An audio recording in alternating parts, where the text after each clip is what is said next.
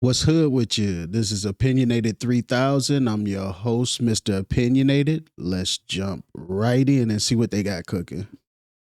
A father accused of spiking smoothies at his daughter's sleepover, her friends testing positive for dangerous sedatives. Thanks for joining me here on Crime Fix. I'm Anjanette Levy. Sleepovers are something most preteen boys and girls look forward to, but this case just goes to show you can't be too careful where you let your kids hang out. Mike Maiden faces a number of charges in Oregon. Prosecutors say he mixed sedatives in mango smoothies that he made for his daughter's friends at a sleepover. The details in a search warrant affidavit are disturbing. Investigators claim Maiden arranged all of the activities for this sleepover last August. I don't know what y'all think about this, but personally, when my daughter was at sleepover age, I wouldn't let her sleep over anywhere that had a teenage boy on a. I mean, if it would, she wouldn't be sleeping at no single father's house. Period. That's off top. I don't care how many other females is there. That wasn't going on. Period. I wouldn't even let her sleep at a male relative's house that was single father or not.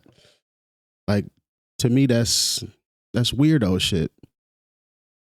And I know it's messed up that in the society we live in we can't trust men like that, but that is what it is. And that's where we at. I think eventually it's gonna get to the point where we can't trust women either. It seems like women trying to keep up with everything men do nowadays. Yeah, that's bogus. Taking the girls to get their nails done, ordering them pizza, and then dictating their activities at his home. Then detectives say Maiden made mango smoothies for the four girls. Each had a different colored straw, and Maiden insists that the girls drink all of the concoction. Now, see, that would have been a red flag to me. And I feel like my daughter's intelligent enough where he's making these things from scratch and he insists that we eat it, drink it all. I would hope she would be intelligent enough to be like, nah, I'm cool on that. Nah. What would be the reason that you have to drink all of it? Not that you have to taste it, because, some people are like that. If they're making some kind of thing from scratch, they want like feedback and all of that. But even then, if a child says, no, I don't want this, then you leave it at no, they don't want it and keep it moving. Thank goodness, one of those girls became suspicious. She described cuddling with one of her friends and said Maiden came to the basement a couple of times and actually took her arm from around her friend. One time, he put his finger under her nose to see if she was sound asleep. Now, come on, dude. What did he think putting the finger under the nose was going to do? That's not to check to see if you sleep. He was trying to kill them girls. A finger under the nose is to check to see if a person is breathing, not to see if they sleep. How is that going to determine whether or not you sleep? I think he was like on something different.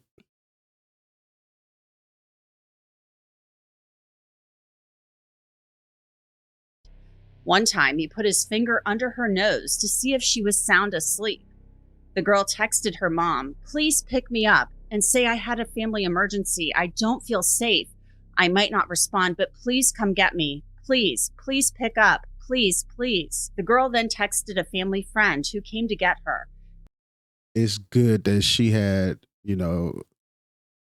still not enough sense, because I'm not trying to say she's slow or nobody's slow. So not enough sense, but she has enough wherewithal to still make those phone calls and send them text messages out before she like went under. Man, I would hope that whoever came to pick her up, because of the reason that they're picking them up, they would have called the cops right then. Because I'm assuming if her dad would have came and picked her up and that's what was going on, her dad would probably be in prison right now. I know that's 100% where I would be coming from with that. And they returned to the home and picked up the rest of the girls. Detectives say the girls tested positive for benzodiazepines at the hospital. Those are sedatives that can be used to reduce anxiety, muscle spasms, and reduce seizures.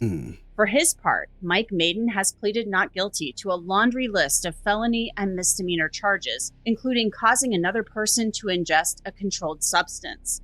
His lawyer, Mark Cogan, saying, "Mr. Maiden is presumed innocent, and we hope that people will reserve judgment until all of the facts and circumstances."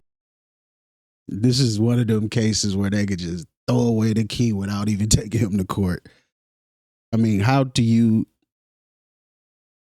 explain putting your finger under the nose, forcing the girls to drink all of the smoothies?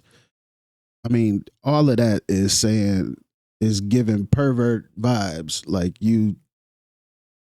I wouldn't, if I was on a jury, there's nothing you could say that would change my mind about this. It sounds like he's a straight up pervert. Circumstances are known. With me to discuss this ultra creepy case is somebody who knows all about creepy cases. He's Chris Hansen. He's the Mr. Catch a Predator himself. That show being so popular is the reason that it's off the air, which is crazy. But the popularity of the show is the downfall of the show, because now everybody's aware of that whole predator trap kind of thing where they catching them. So if it was a little less popular, then not enough people would know about it and people would still get caught up in the trap. That's kind of crazy, right? Your success is the reason for your downfall. Either way, shout out Chris Hansen. I used to watch that religiously, like cheering him on. Get him. Founder of the True Blue streaming crime network. He's also the host of Takedown with Chris Hansen and also the host of the Predators I've Caught podcast. He wears a lot of hats. Chris, thanks for coming on. Thank you. First thoughts about Michael Maiden? Well, it's disturbing on so many different levels, Anjanette, and you know, it starts with the grooming process. I mean, here you've got a guy who has plotted this sleepover.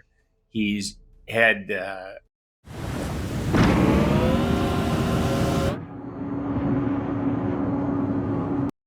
calls with the parents of the other girls.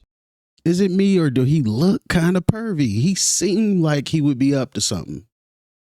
I don't know if this is his mug shot or what, but he looked like he would be up to something.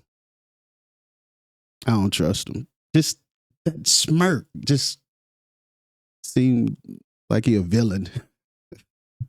A super villain. His wife apparently doesn't speak English, so he's controlled this entire event, taken them for man. Hold on, I know he ain't say what I think he said. How this man married to a woman? Oh, I guess he could speak her language, but I doubt it. He probably got a mail order bride, and they can only communicate through a translator, through a Google translator, not like a actual extra Asian person in the living room. She said no.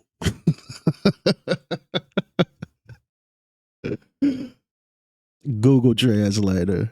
Either way, that's kind of weird, but it seems like it's going on a lot. I've been seeing a lot of older Caucasian men with younger, halfway hot Asian women. I work with a guy who said he only dates Asian, and he goes to the country to find them. He don't even date Asian women that are here that fully speaks English. I think that's not an ego thing, but like an insecurity thing. You don't think you're good enough for somebody here, so you got to go all the way over there. It's my opinion. Had calls with the parents of the other girls. His wife apparently doesn't speak English, so he's controlled this entire event, taken them for manicures, all the things that young girls like to do, and then according to the criminal complaint, drugged them and initiated a process of what can only be described as sexual assault. And so not only is this a horrific crime on its own, but it was a premeditated, planned crime to take advantage of these young girls who only wanted to sleep over and to hang out with their friends. It's just offensive and criminal and predatory on every level. It's completely predatory. And, at this It does seem like every single thing that he did was to get them in that position. Starting off with getting their nails done, and because, all right, let me stay focused. He gets their nails done. He brings them back, makes them the smoothies, drugs them. All of this is leading up to the big finish where he goes in and does his thing. And with his wife not speaking English, she doesn't understand our culture and know that this man focusing on these kids like this is a little throwed off a little bit. So she probably didn't even see it coming. Hopefully, which I'm pretty sure she didn't. That's the reason he got that type of wife. Somebody who wouldn't know what's going on behind closed doors.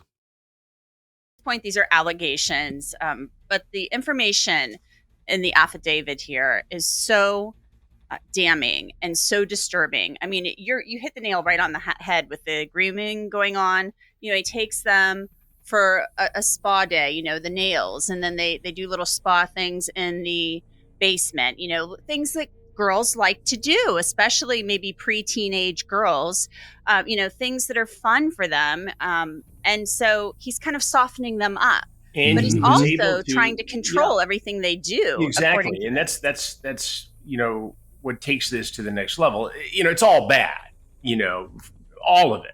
But it's truly one of the most disturbing cases I've ever seen. And to add to it, you've got the fact that he talked to each and every one of these parents. These parents did their due diligence.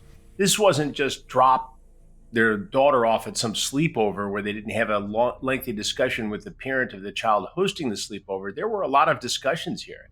Promises were made, guarantees were made that these kids were going to be safe, that they were going to be chaperoned. And then at the end of the day, it was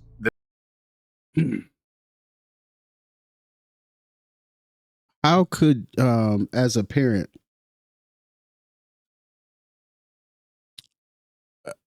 just the man couldn't come pick my daughter up? And I know I was probably overprotective. She would tell you I was extremely overprotective. But I also got a daughter past 21 that was never molested. So she might not have had as much freedom as other kids, but she still had her. She still made it through like messed up possibilities unscathed. So if I had to do it all over, I'd probably be even more strict, to be honest. That to me, I couldn't, as a father, my main job is to make sure that my kids are safe. And I couldn't live with myself knowing that she was like molested on my watch. Nah, that would not happen at all. the victims, the young girls at the sleepover themselves, who were desperately texting their parents and friends of the family to come get them because they were afraid this guy is creeping around and putting his finger under their nose to see if they're sleeping or awake. He's drugged them with anti-anxiety medication, according to the complaint. And God knows what could have happened had he given them more drugs. Is there a reaction? Is there somebody who dies? Is there somebody who's sexually assaulted? But this is the takeaway point, I think, having covered hundreds and hundreds of these cases over the years. The girl had the common sense and the courage, some of the girls, to actually reach out to their parents and call and say, hey, this is a bad situation. It's making me uncomfortable. I need help. I need to be picked up. And it goes to my absolute mantra in all these cases. Your best defense is the relationship and the exchange of information with your child, especially if they're going to go over to a sleepover. I mean, here's a guy who lives in $1 million home, has a job, is married. You think this is the safest thing in the world for your daughter to do. It wasn't in this isolated case. So if your daughter or your What do you mean isolated? That's all you see when you watching the news, like perverts, all of these shows like this online. Nothing about this says isolated to me. Don't try to downplay it just because dude was a millionaire. The money don't matter. A pervert could be a millionaire, it could be a billionaire. The money, why would the money matter on somebody's sexual preferences? Nah, you a pervert, you just a pervert. The tax bracket don't determine whether or not you're going to be perverted. Oh, he did everything right, had $1 million house. No. That's just candy, if anything. That's like pulling up with a white van with a candy sign on the side of it. That's to entice people. And unfortunately, people's guards will go down because they see this big $1 million house. But why would that determine what level of a pervert you are? Because you're successful in something else. I know a lot of people gonna hate me for saying this, but Michael Jackson had a Ferris wheel in his front yard, and a giraffe, and a monkey. He was a billionaire. That was all things to entice kids. your son is uncomfortable in any way, they have to be very comfortable coming to you and saying, this is a problem. This makes me feel weird. This isn't right. And whether it's an online predator or a predator like this guy allegedly. This is why I stopped shopping on Amazon, and you should too. Don't spend another dime on Amazon.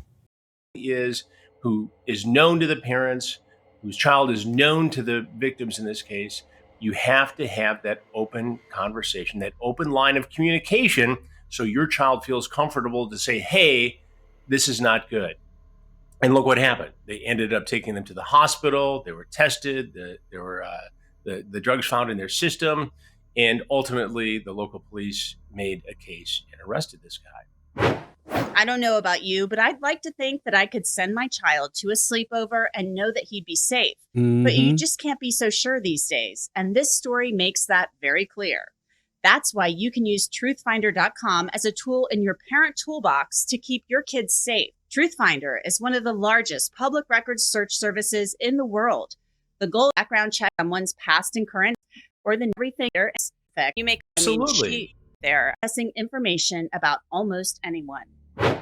You make a really good point there, I think, because the one girl is an absolute hero. Absolutely. I mean, she and her parents taught her right because she knows something is not right. You know, he's taking her arm off of her friend. She describes cuddling with her friend on the couch. They're young girls. I was so mad reading the affidavit. I just got to be honest with you. You know, I see a lot of this stuff, and I try to approach it, you know, somewhat clinically, but also with the outrage and emotion of a parent. I'm a parent. My guys are much older now, but you know, if I'm the parent of one of these kids, oh my God, I'm going to raise hell about this. And I'm going to be overly protective. And now what has happened, because this predator has acted in this way, none of these girls are going to be allowed to do any of this stuff ever again. Who's going to take a chance on that?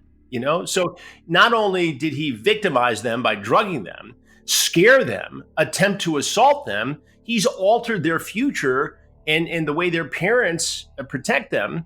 And they're going to be, you know, arguably and understandably overprotected coming in. This, I mean, just because he didn't actually sexually assault them doesn't mean they've been victimized, traumatized. This is an attack on these young women. Yeah, and this guy needs to be held accountable for it. This is among the worst. He is right about that. After something like this happens, I'm not saying the kids are going to be punished, but in a weird kind of way, they are. They won't be able to go spend a night at girlfriends' houses as much as before.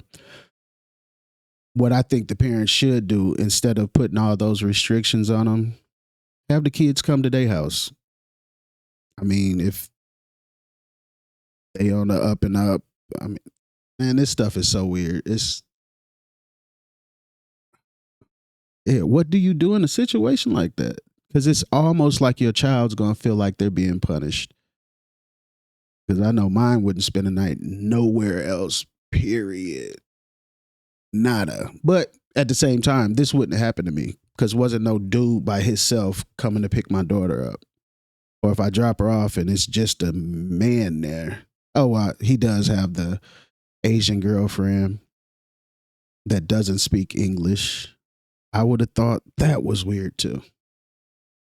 So I don't think she. How you marry somebody who don't speak English unless he's fluent in her language? But I doubt it. I'm getting mail order bribes vibes. Of a lot of bad predatory cases I've ever seen.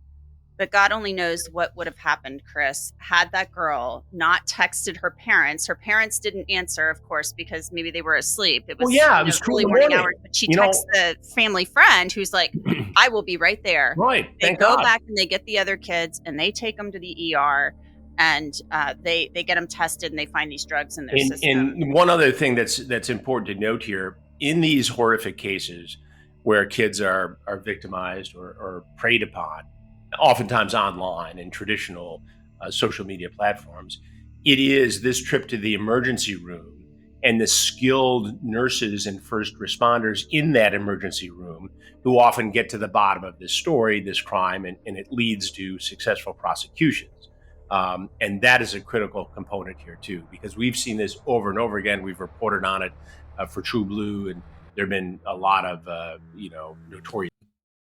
Thinking of social media, I don't know how y'all deal with y'all children, but with mine, I had all of complete access to all of their social media, and just randomly, if I walk into the living room and my son or my daughter are sitting on the couch on their phones, just randomly, I would just walk up and take their phone from them and look and see what they're doing. Okay. All right. But then I had access to it too. I was hoping me having access would be a deterrent, because if they wanted to send some crazy pictures or something like Snapchat, it's almost impossible to catch that. Like, Snapchat seemed to me, it should be outlawed. It's only two reasons that a person would use Snapchat. That's if they're cheating on somebody, they send a message, send a picture, it gets deleted. Or if they're minors sending pictures that they shouldn't. I guess couples could use it like that, but in a couple situation, usually you're just gonna send it to their phone. We adults around y'all. But with kids, it seems like that's something that they would use it for, to send pictures they know they shouldn't be sending. I'm anti-Snapchat completely. Cases here where law enforcement got the tip from the person at the ER, the nurse or the first responder, and based upon what I've seen in the affidavit, these law enforcement officers are heroes. They did everything right here, and you wish you didn't have to do investigations like this, but sadly you do. And in an earlier time, without the courage to step forward, without a good conversation and a relationship between this girl who reported this and her parents, this is way worse. Mm-hmm. There's an actual physical victimization here beyond what already occurred. The person who came to pick up the one girl who was like on top of things 100%. I wonder if they picked up all the kids or just her. I would hope they pick up all the kids, but I don't think they said that, unless I missed it. Yeah, think about what could have happened in the world before cell phones, because that's how the girl got a hold of the family friend. She's texting mom and dad, and then she texts the family friend and says, I need to get out of here. I'm not safe. And thank goodness she did that. There is one thing. She saved these other girls too. Yes, and she did. She saved her Okay. friends. One thing I think that we can take away from this, though, that I think parents can learn from this, they do mention that none of the families were particularly close with the Maidens and Right. hadn't been in their home before. So I think that's, Mm-hmm. they had spoken with Mr. Maiden, but really, when you're sending your kids to somebody else's house for a sleepover, it can seem okay, even if you've spoken to them on the phone, but really, if you're going to leave your children overnight, you really maybe should take that extra step of being in the house, Talk to the maybe mom, looking not just the around. Hang out with the person. Before you let your kids go over there, invite them over to dinner. Invite them to a restaurant. Sit down, chop it up with them. You'll catch a vibe. If you're looking for that specifically, like, I want to see if this dude's weird, you might catch it. Or if you just like, hey, I could use a friend, you might not see that weird shit. You know what I mean? Like, if you're looking for some weird shit, so you invite him out to dinner before the kids ever think about going over there. So, like, maybe a week or two before that, invite them to dinner. You drop the kids off. No, let's stick with the dinner. Invite them to dinner. If you're looking for a weirdo vibe, if he's a coworker, you're not looking for a weirdo vibe. But if you're looking for a weirdo vibe, I think you could catch it. Yeah.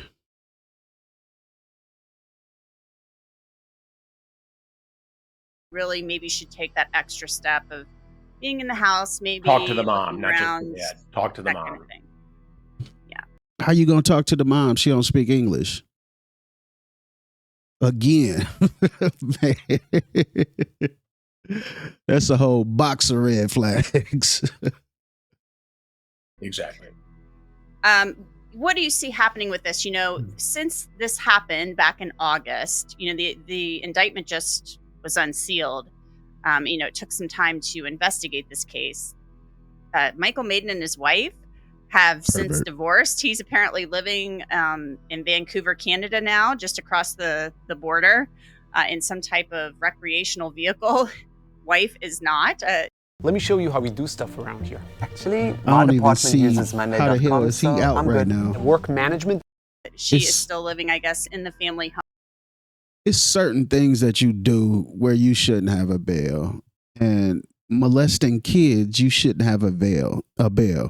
And now this man got a whole damn camper that he's on the road. He could be like hitting licks in different areas, like just bouncing around all over the place, getting his freak on pretty much. He shouldn't be out at all. None. Home.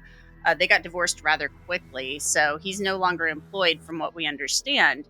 Do you think that's possibly all for show, or do you think she was like, hey, you're out of here, dude? Well, it's hard to get inside anybody's mind or inside anybody's relationship, but Mhm. I mean, look at the evidence.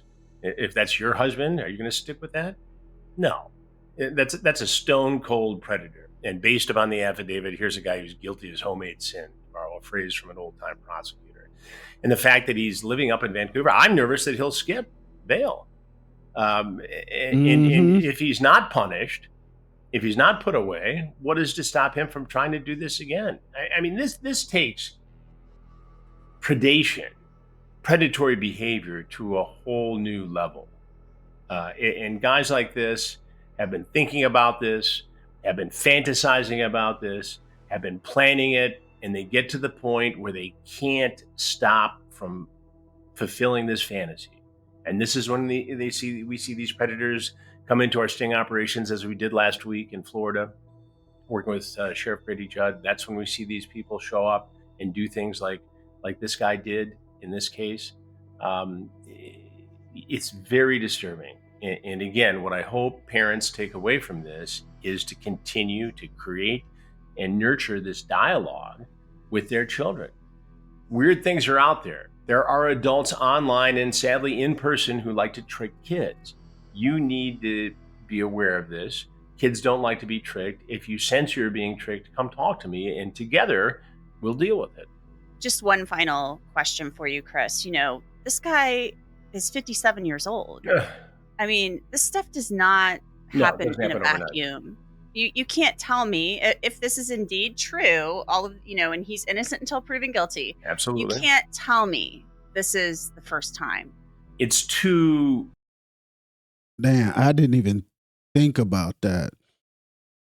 For that to have so much detail in the whole grooming process, he kind of knows what he's doing, it seems like. He just picked the wrong girl who was completely on her square, and she knew before she passes out she needs to notify her family and friends and everything. So that little girl is a hero, 100%. We need a parade and all of that for her. Yeah, he's probably done this again. His just what he was, the way he did it doesn't say rookie to me. That says expert level. Premeditated. It's too calculated. It's too creepy, weird. It gives you the sense of a true fulfillment of a fantasy. I would have to guess, based upon the criminal math here, that if he hasn't tried this before or done something along these lines, he's been really, really plotting it and fantasizing about it. And if you check his computer and what he's been doing online, does he have a dummy computer that he's been using? I would predict without fear of contradiction, you'll see things that back that up. Y'all leave a comment. Let me know what you think. I think his ass needs to be locked up. They need to go to Vancouver or wherever they said he was in Canada and pick him up immediately. Like straight up, damn his rights. There's no wiggle room to get out of this. You did what they said you did, and I'm glad that girl handled the situation how she did, and you weren't able to take it a step further. Opinionated 3 Stacks out.